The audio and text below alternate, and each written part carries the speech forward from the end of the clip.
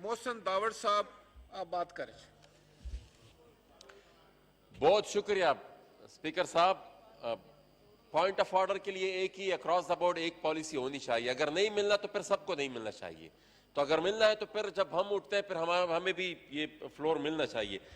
جناب اسپیکر, گزارش یہ تھی کہ پچھلی حکومت میں تو ہائر ایجوکیشن یا ہماری یونیورسٹیز کا جو حال ہوا وہ سب کے سامنے ہے. پشاور یونیورسٹی سے لے کر قائد اعظم یونیورسٹی تک جو تماشا بنایا گیا, اور ابھی بھی قائد اعظم یونیورسٹی میں ہمارے کچھ طلباء وہ پروٹیسٹ کر رہے ہیں, ان کو ایکسپیل کیا گیا ہے. اور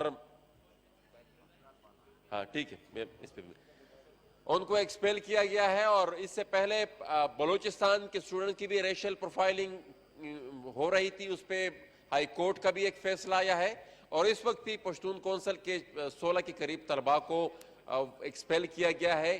تو میں گزارش یہ کروں گا کہ اس مسئلے کو کنسرن کمیٹی میں آپ بھیجیں تاکہ اس مسئلے کا کچھ نہ کچھ حل نکال سکے. لوگوں کے ایگزام سر پہ ہیں, ان کا تعلیمی کیریئر خراب ہو رہا ہے اور ان کا تعلیمی سال ضائع ہو رہا ہے.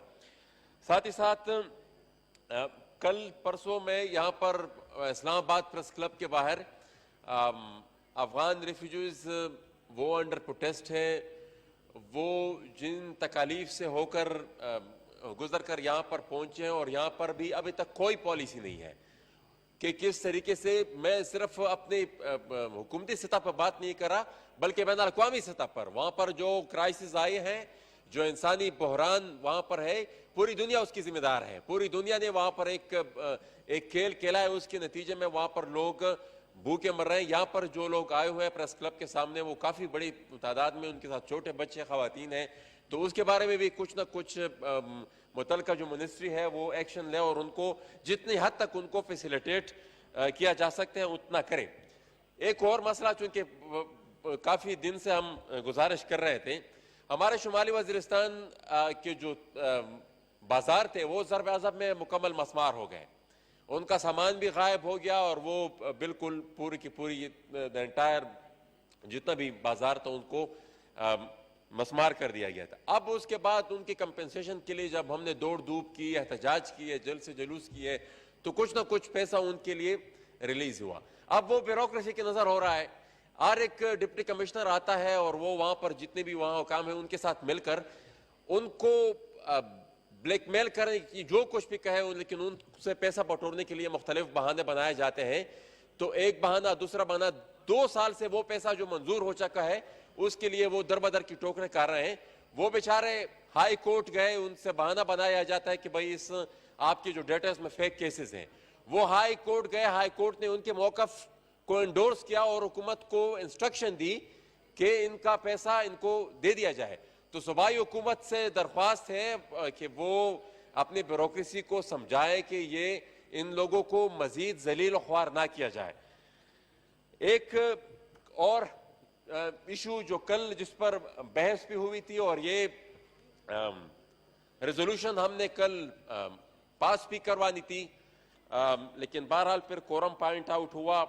یہ جو آئین کے ساتھ ایک کھیل کھیلا جا رہا ہے, اور آئین کو مسلسل پچھلے جب سے یہ پارلیمنٹ وجود میں آئی ہے پہلے دن سے لے کر اب تک جس طریقے سے پارلیمنٹری نارمز کو روندا گیا وہ تو الگ سے ایک مثال ہے.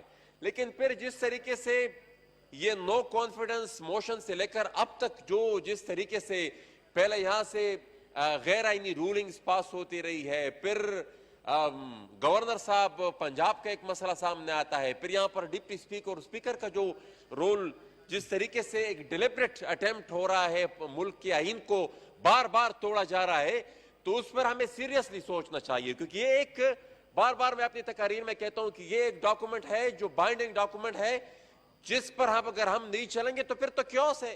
پھر تو ہر کوئی اپنی حکومت, ہر کوئی اپنی عدالت, ہر کوئی اپنا نظام, ہر کوئی اپنا آئین, ہر کوئی اپنا قانون. تو یہ جو کچھ ہو رہا ہے بار بار, اس پر ہم یہ ریزولوشن تمام پارٹیوں نے اس پر دستخط بھی کیا. تو اگر آپ کی اجازت ہو میں یہ ریزولوشن بھی پاس کرتا ہوں. This House resolves that under the Constitution of the Islamic Republic of Pakistan, Obedience to the Constitution and law is the inviolable obligation of every citizen, wherever he may be, and of every other person for time being within Pakistan.